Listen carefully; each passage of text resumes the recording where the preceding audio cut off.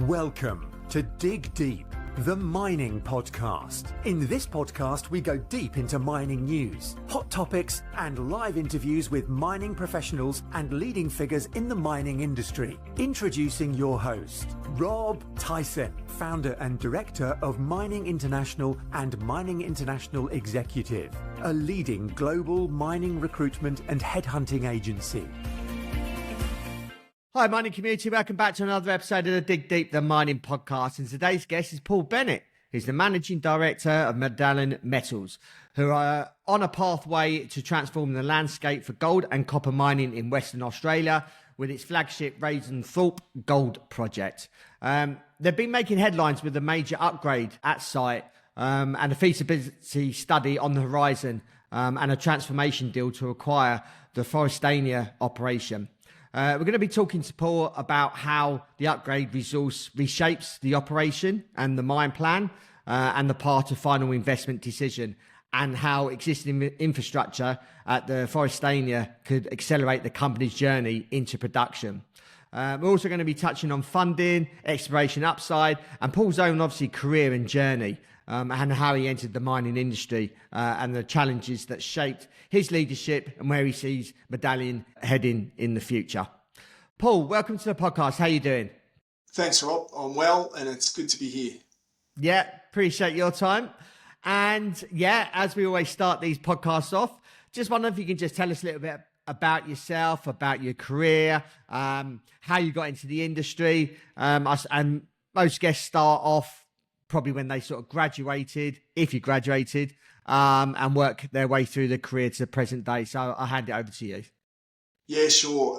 So I grew up in country Victoria, in Western Victoria, small country town.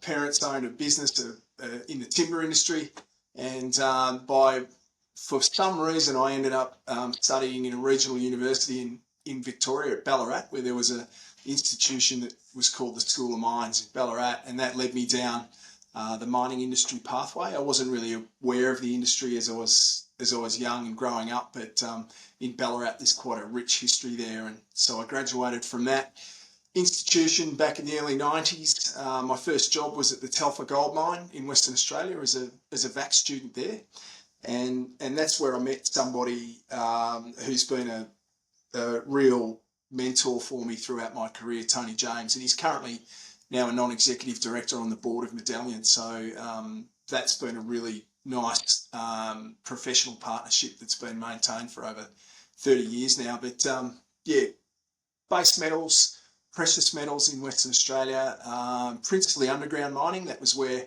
I found myself drawn to, principally operations. I didn't necessarily go down the technical role.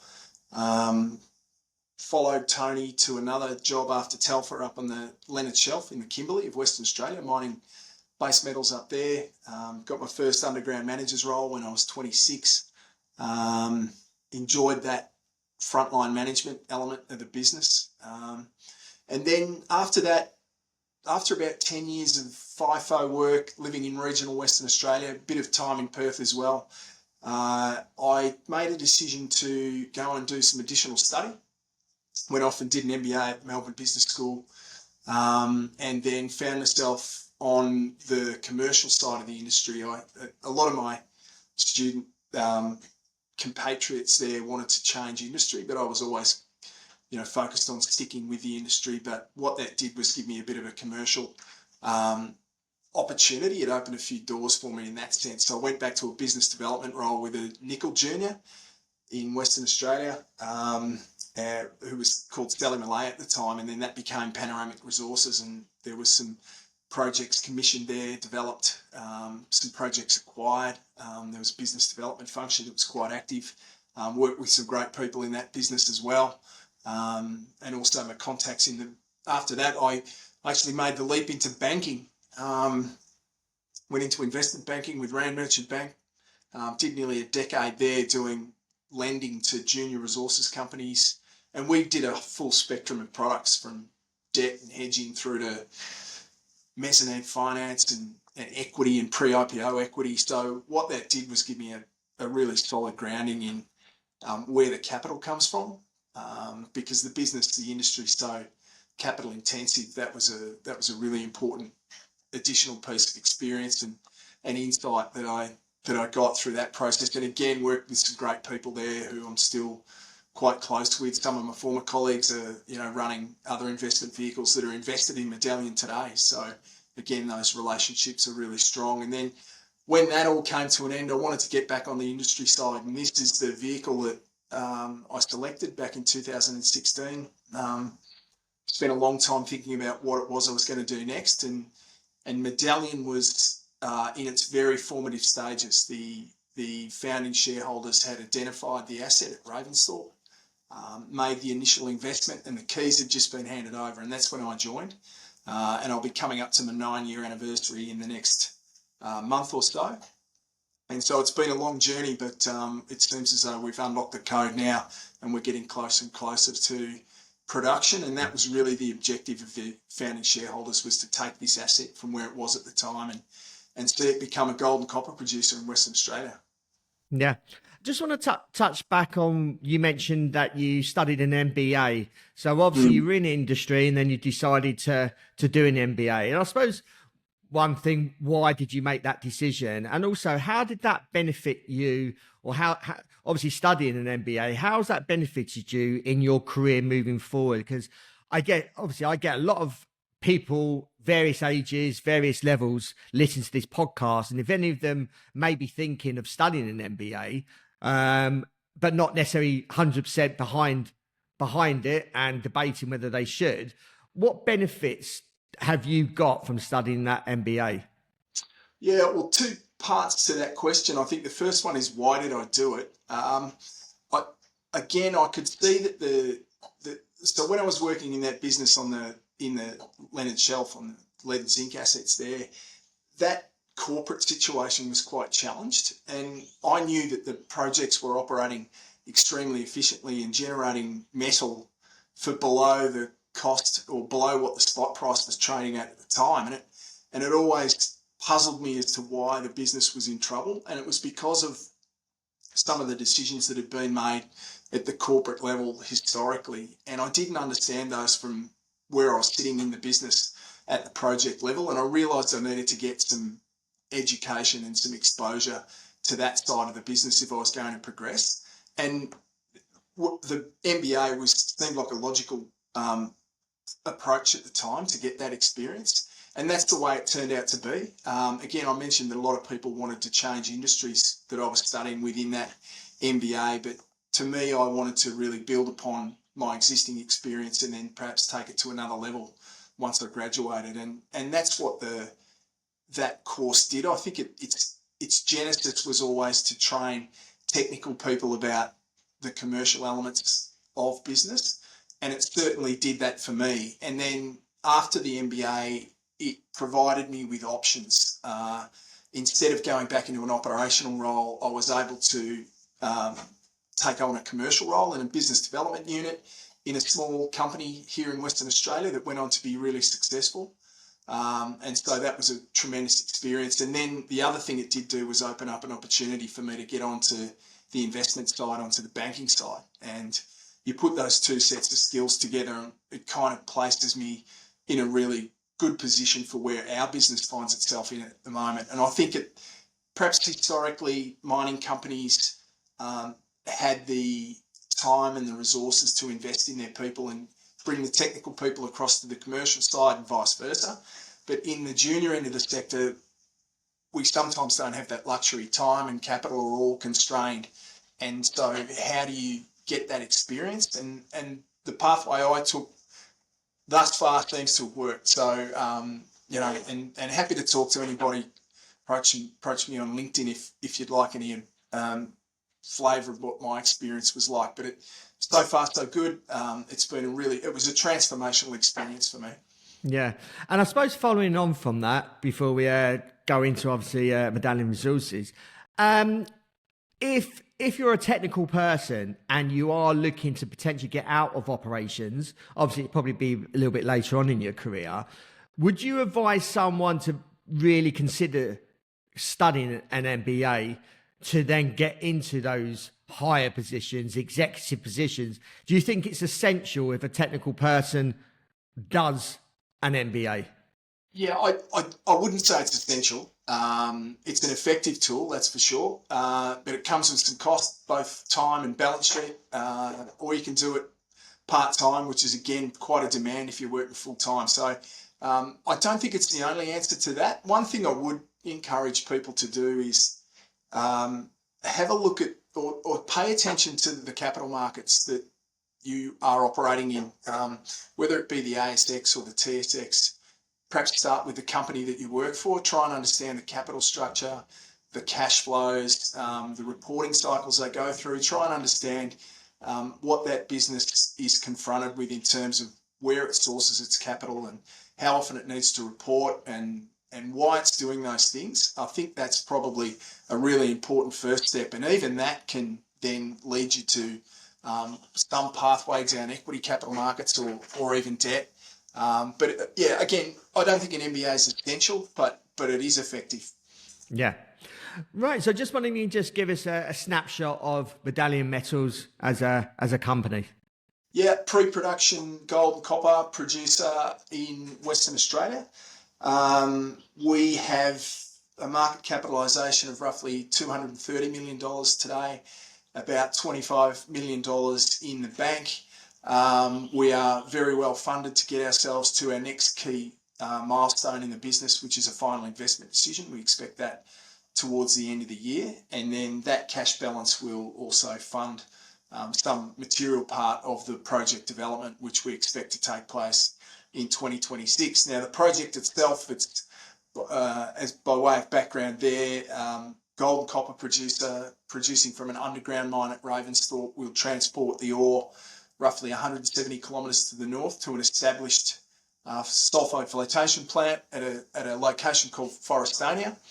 And then we'll be seeking to produce circa 70 to 80,000 ounces per annum over a 5 to 6 year mine life in the first instance. And then we expect that mine life to grow through ongoing drilling at depth. Those lodes are open along strike and at depth, and we expect that the mine life will continue from there. You've just upgraded your sulphide resource to nearly 1 million ounces over 5 grams per tonne gold equivalent. How does this reshape the development strategy and confidence, obviously, in the first few years of the mine's life? Yeah, so that resource update was released 2 weeks ago, and what it really did was focus on our change of strategy. So we roughly 12 months ago, we embarked upon what we called the sulphide development strategy, and that's the strategy shift that's really had such a dramatic impact on the business. And what it was all about is really compressing time and capital to get into first production by taking advantage of that processing plant that we've entered into commercial agreement with to acquire. And so by re-estimating the resource, we're focusing on the underground sulphide component of that mineral resource. So nearly 1 million ounces at 5 grams gold equivalent. Over half of that is in the indicated category, and I think that's the portion of the resource that we target in the first 2 to 3 years of the mine plan, possibly longer. And that's where we've got the greatest confidence. So we will most likely use some sort of debt facility to finance the development of the project, and of course, you know, the risk associated with those better understood parts of the ore body is greatly reduced now that we've just come off the back of 17 kilometres of infill drilling. So a much higher level of confidence in the resource, in the grade estimate, and in the geometric continuity. So from an underground mining point of view, that's extremely important. And that resource upgrade is really reflective of that work that we've just done. The feasibility study is due out in October. What are the key work streams underway, and why should investors be watching for you as you head towards completion? Well, we've just gone through the mineral resource estimate update. That's one of the key parts of the feasibility study. So now that that's bedded down, the mining study portion of the feasibility is underway now. So mine stope optimisations, development optimisations, primary development design, all of that is well advanced. We've nearly completed the metallurgical test work, the confirmatory metallurgical test work program. So towards the end of this month, we will release the results of that work and the estimates for the metallurgical recoveries in the feasibility study, another key plank there. We'll also be looking to put our foot on some long lead time items to de-risk the development timetable as we roll into 2026. And then the overall study itself will be all brought together towards the end of October. We'll be targeting a slightly higher throughput rate through that processing plant than we were in the scoping study that was released in late 2024. Looking at more like 650,000 tonnes per annum throughput rate there at a circa 4 gram gold equivalent head grade. So that should lead with the increased resource to an increased mine plan and an overall increase to the production inventory that we're looking at there. And I think, hopefully we're surprised to the upside when that's released at the end of October. You're targeting a financial investment decision by year end. I just wonder if you can just walk us through the obviously critical milestones between now and December to get the Ravensthorpe and Forrestania into production. Yeah, so part of the commercial transaction that we've entered into with IGO to acquire Forrestania, we've gone binding there. So in early August, the documents became binding. And now there are 3 key conditions precedent that we need to satisfy to get to transaction close. And those are that we complete the feasibility study and release those results to the ASX, that we have funding in place, so debt and equity funding together and sufficient to develop the project, get it into first production. And then the board of Medallion has to make a positive final investment decision to go ahead with the development of the project. So that's what everything that we're doing at the moment is really geared towards, is achieving that outcome in the middle of December of 2025. And with those CPs complete, then the transaction can close. And then perhaps we take a few days off over Christmas and New Year and then look to really roll our sleeves up in early 2026 and start kicking up some dust. I suppose following on around this binding deal with IGO, how transformational is this for Medallion, and how does it de-risk the pathway to cash flow? Yeah, again, sulphide development strategy has been transformational. In mid-2024, we had a market capitalisation of $16 million, and that's now risen to $230 million subsequent to the announcement of the transaction with IGO. So that's clearly unlocked a lot of value by virtue of the plan that and the pathway that takes us down. And I think key to that is that what we do is reduce the capital to get into production. So there's an existing processing plant. There needs to be some modifications undertaken there, but relatively modest in terms of cost and time required to do that. The other part of the project is that we now focus on the underground sulphide component of the mineral resource in isolation. And that's the highest value, best understood portion of the mineral resource at Ravensthorpe. And by focusing on mining that from underground, what we do is develop or reduce the disturbance footprint dramatically to what we were looking at with a standalone development project. So under the standalone development scenario, we were looking at clearing up to 250 hectares of native vegetation. But under this development only scenario, we compress that down to 70 or 80 hectares. And what that's done is led to us getting a much more streamlined pathway through the regulatory framework than we might have been confronted with under that standalone development scenario. So again, this is all about compressing time, compressing capital to get to first production. And I think as we've articulated that story and progressed through some de-risking milestones, the market's really latched on to what we've got in front of us. And that's why we've seen the change in both the valuation of the company, but also our ability to access capital and do all the things that we need to do to progress. The company's in a healthy financial position. You've got 29 million Aussie in cash reserves. How well does this fund, obviously, the feasibility study and pre-FID work? And what are the options you're exploring on offtake and financing the build of the Yeah, project? well, that cash balance, that well and truly funds us through to final investment decision. And we're closing in on that. It's only 3 months away, so we're really well placed in that sense to get to that key de-risking milestone. And then the cash balance will also fund quite a bit of the work that we need to undertake in 2026, subject to us going ahead with the development, which I expect we will. In terms of funding, one of the key, something that we've been somewhat surprised about is the interest from offtake parties, so potential customers for the copper concentrate. The project generates a copper concentrate with a precious metal credit, and it's very high value and it's free of deleterious elements, quite clean. So it's an attractive product in that copper con market that's very tight at the moment. And as a result of that, the offtake parties have been interested in funding the business as well. So to get us going so that we're producing that product stream and that they can access it. So we've had a number of proposals up to $8.50 million. If we can progress one of those indicative offers through to a binding credit approved offer of finance, then that puts in place that key foundational piece of capital that we can build around and get the mine built from there. So that's progressing as well, and I expect we'll provide some more clarity to the market over the next month as well there. Beyond the development plan, recent drilling has pointed to new loaded discoveries at Gem and Harbourview. How much exploration upside remains in the Ravensthorpe and Forrestania once production is underway? I think a lot of upside at both fields. Both of them are mature fields, but I think underexplored, perhaps for different reasons at each one. At Ravensthorpe, I think you pointed out those new intersections that we had underground from Gem and Harbourview.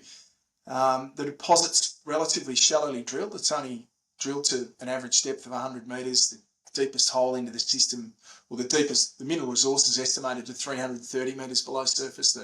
The deepest hole we've got into the system itself is 415 metres below surface. And anyone who knows key and gold lodes in Western Australia will recognise that that's relatively shallow for these systems. So we think there's a lot of upside there. They're open along strike and in some cases at depth. And there'll be further drilling undertaken by us before the end of the year. They're testing those new production horizons. So a lot of opportunity at Ravensthorpe. And then you've got what's going on up at Forrestania. So that's a significant tenement package that straddles the Forrestania greenstone belt. It's been locked in a nickel business for a generation, and we think there's a real gold opportunity there. It's an historical gold field. It produced through up Bounty, which is a historical producer that did 1.3 million ounces at 5 grams over its life. Bounty's not part of the tenement package, but we've got the geology to the north and the south. It's an incredible package of ground. It's one of those rare opportunities to acquire an underexplored greenstone belt in WA in a record gold price environment. So we're pretty excited about what the opportunity is there as well. Yeah. Obviously, we've got listeners from all over the world that listen to these podcasts. I just wonder if you can just give us an update as to what's happening in the mining industry within Western Australia at the moment. Yeah, look, it's still vibrant, that's for sure. Iron ore prices are hanging in there at north of $100 a tonne, so that subset of the industry is moving along. It's quite buoyant. Obviously, battery metals has taken somewhat of a hit, and that's happened over the last 2 years. And I think for the junior part of the sector, that's freed up some resources, whether it be drill rigs, access to labs, people, all of these various elements. So it was flying 2 years ago, but I think gold is, if it hasn't already, it's got the potential to really take up that slack now. So we're looking at $8 gold prices of $5,500 an ounce here in Western Australia. That's the situation that I think if the equity markets ever believe that price is going to hang around for a period of time, then it could really set off a flurry of activity here that is possibly unprecedented. And then again, all of those resources that I talked about, people and drill rigs and access to laboratories and things like that, start to get really tight again. So I think if the market decides that, that price is going to hang around, then I think we'll see a huge amount of activity in the gold exploration space and the gold development space in Western Australia, which has been lacking attention and capital for some time, but it's coming back now. It's just getting underway. Yeah. And lastly, just wondering if you can just give us the outlook of Medallion Metals for the sort of next 6 to 12 months. Yeah, the news flow. Look, it's packed with positive news flow. We're really focused. I think it would have come through in my description of what we're up to about how we need to get to that final investment decision at the end of the year. So the feasibility study will be completed at the end of October. There'll be interim updates about that along the way. We'll remobilise the drill rig before the end of the year at the Ravensthorpe end and test some of those new load positions at depth at Cundit. We've got some permitting milestones that will be rolling through before the end of the year as well. I think that's been keenly watched.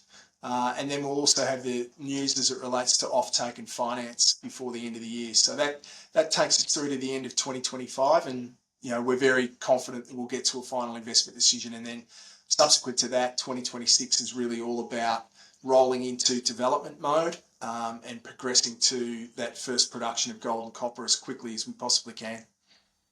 Paul, thank you for your time. Really appreciate you telling us a little bit about yourself, speaking about obviously Medallion Metals and what you're looking to achieve, obviously the Ravensthorpe project. So if our audience wants to reach out, if they've got any questions, want to follow the story, how can they go about doing that, and what social media platform channels are you and the company on?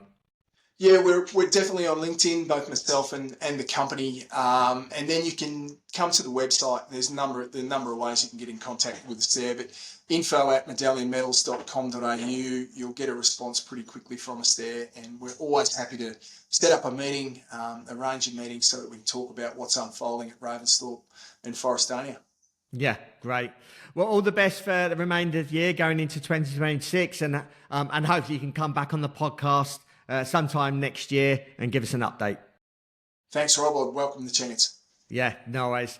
Thank you for listening. Hope you enjoyed that episode. As always, appreciate your support. Please keep sharing these episodes far and wide, not just with others in Australia, but people that you know globally.